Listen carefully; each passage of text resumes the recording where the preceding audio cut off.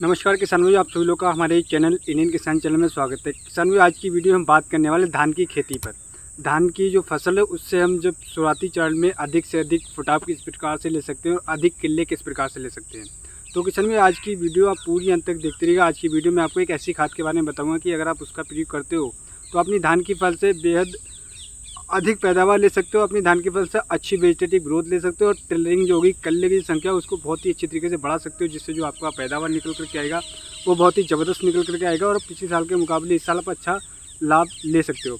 तो इसके लिए आप इस वीडियो को ज़्यादा से ज़्यादा शेयर करिएगा हमारे उन किसान भाई तो जो धान की खेती कर रहे हैं, और हमारे चैनल को सब्सक्राइब करिए, जिससे जो हमारी बातें हमारे सभी किसान भाई तक पहुँच सके और आपको काफ़ी ज्ञानवर्धक वीडियो के नोटिफिकेशन आते रहो, आप वीडियो देखते रहें। तो आइएगा हम शुरू करते हैं किसान भाई कि धान की फसल में अधिक किले और अधिक टिलरिंग किस प्रकार से लें, वेजिटेटिव ग्रोथ को किस प्रकार से हम सुधार सकते हैं, किस प्रकार से कौन से खाद का प्रयोग करना। तो किसान भी मैं आपको बताना चाहूँगा कि अगर आप शुरुआती चरण में धान की फसल में आप अच्छी तरीके से देख रेख कर लेते हो, अच्छी तरीके से फर्टिलाइजर मैनेजमेंट कर लेते हो, तो अपनी धान की फसल से एंड ऑफ द टाइम बहुत ही अच्छा पैदावार ले सकते हो।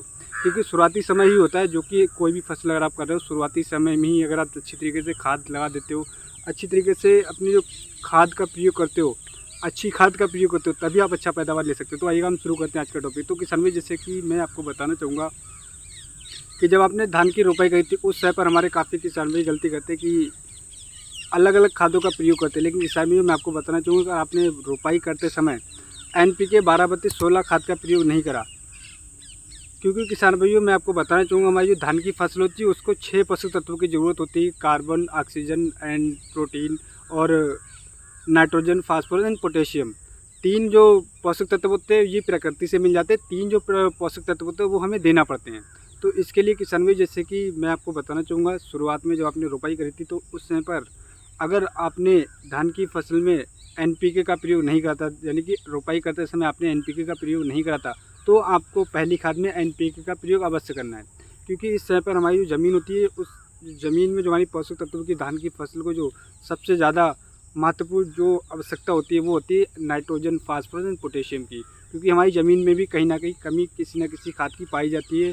वो तो या तो आप चेक करा लें तब आपको पता लगेगा, या नहीं चेक कराते तो आपको नाइट्रोजन, फास्फोरस एंड पोटेशियम इन 3 चीज़ों का हमेशा प्रयोग करना है।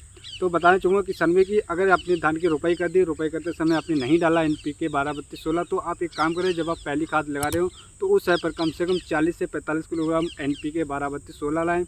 और आप जब पहली खाद लगाए तो उस समय पर आप इसका प्रयोग करते हैं, यानी कि रोपाई के 8 से 10 से 15 दिन के बाद आराम से कर सकते हैं। तो क्योंकि उस समय पर आप करेंगे तो आपकी जो धान की फसल होगी उसकी जो टिलरिंग होगी उसकी संख्या बहुत ही अधिक निकल करके आएगी और आपका धान एकदम हरा भरा दिखाई देगा और आप अपनी धान की फसल से अधिक पैदावार ले पाएंगे।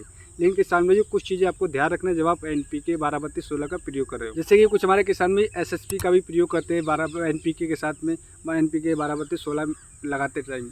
लेकिन किसान में मैं आपको बताना चाहिए कि आप अगर आप NPK लगा रहे हो तो आप एक काम करो, NPK की थोड़ी डोज कम कर लो और उसमें एक बैग SSP का लगा लो, सिंगल सुपर फास्फेट भी बोलते हैं जिससे कुछ हमारे किसान भाई, उसका भी प्रयोग कर सकते हैं। तो आप एक काम करिए, एक बैग 50 किलोग्राम का या 45 किलोग्राम आप सिंगल सुपर फास्फेट और उसके साथ में आप 40 से 35 किलो, यानी 35 से 40 किलोग्राम आप ज़मीन की रिक्वायरमेंट के साथ देख लें कि आपकी ज़मीन हल्की है। अगर हल्की है तो आप 40 किलोग्राम NPK 12-32-16 लगाएं। अगर आपको लगता है कि आपकी ज़मीन मीडियम है तो आप 35 किलोग्राम NPK 12-32-16 और उसके साथ में एक बैग सिंगल सुपर फास्फेट का लगाएं।